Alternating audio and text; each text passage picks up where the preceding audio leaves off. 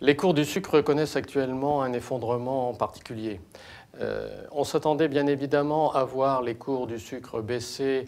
notamment à l'approche de la fin des quotas à l'horizon 2017. Mais aujourd'hui, on s'aperçoit que les cours s'effondrent littéralement, et en particulier le cours du marché du sucre européen. Alors cette baisse actuelle s'inscrit dans une tendance de long terme depuis 3 ans où la production mondiale était excédentaire par rapport à la demande, ce qui a amené les cours de sucre mondiaux à s'affaisser légèrement donc depuis 2-3 ans, enfin légèrement, à s'affaisser quand même régulièrement depuis 2-3 ans. Donc ça, c'était un premier facteur baissier. Deuxième facteur baissier, de ce fait-là, les cours du sucre non alimentaire étaient également peu porteurs, puisque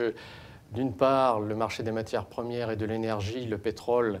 notamment, est assez déprimé, que les conséquences donc, sur l'éthanol sont inévitables et que le marché de l'éthanol n'est pas très porteur, et par voie de conséquence, l'utilisation du sucre en éthanol n'est pas porteuse non plus. Deuxième élément, deuxième facteur baissier, c'est aussi une récolte de betteraves qui s'annonce très abondante en Europe et en particulier en France, où les résultats de la culture paraissent très prometteurs. Alors, cette conjoncture de baisse des prix particulièrement forte et en même temps de récolte abondante prend un peu à contre-pied les groupes sucriers qui orientaient plutôt les producteurs de betteraves vers une augmentation des surfaces, notamment à l'horizon 2017, là aussi dans un but de diminuer les coûts fixes de fabrication de sucre. Et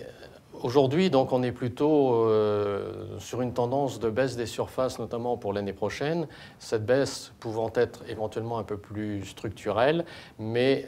on sent bien qu'on n'est pas tout à fait aujourd'hui dans la logique qu'on imaginait il y a quelques mois encore. Il faut remarquer que le cours européen du sucre était particulièrement élevé au cours de ces 2 ou 3 dernières années. En effet, les pays ACP, qui peuvent exporter vers l'Union européenne des quantités de sucre à droit nul, compte tenu des cours mondiaux qui étaient relativement élevés, n'avaient pas tellement intérêt à exporter vers l'Europe, ce qui laissait quelques passes supplémentaires pour le sucre européen.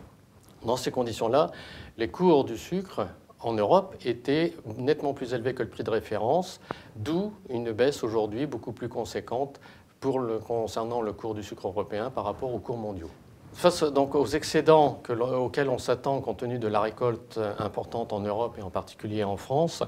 il est évident que les différents groupes sucriers vont saisir toutes les opportunités possibles pour écouler des quantités qui sont beaucoup plus importantes que prévues.